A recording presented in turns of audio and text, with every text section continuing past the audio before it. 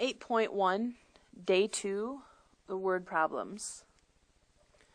When we're talking about exponential functions, the most common place that we use these is in interest and banking and money situations, as well as sometimes some chemical compounds and formations, but usually those are with decay, and we'll come across those in the next day. So for word problems, we need to have a formula. The formula is A equals P 1 plus R over N to the NT, where A is the final amount, P is the initial amount, 1 always stays there, plus always stays there as long as it's a growth. Again, we'll talk about decay tomorrow. R is the rate, and it will be a percent that's written as a decimal. Very important. You always must change the rate increase to a decimal. You don't ever use 6%. You have to change it to 0.06.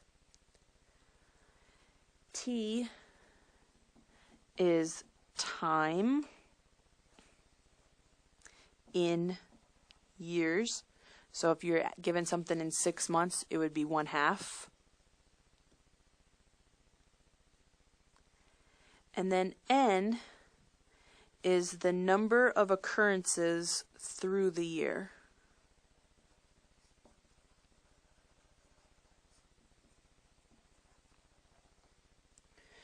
So if something is just compounded annually, the annually is once.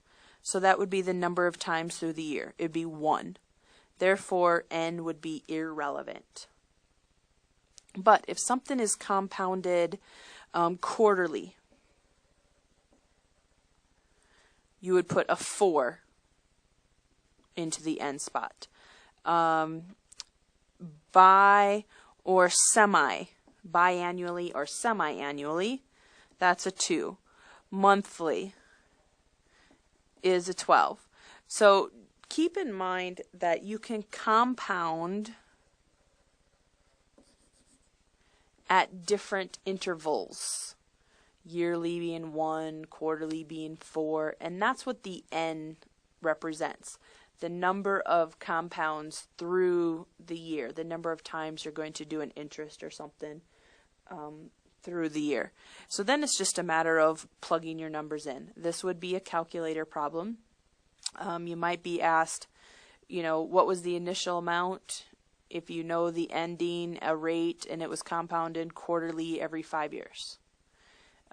Might say, what's the ending amount? How much money do you have if you started with this much at 12% and it compounded monthly for 7 years?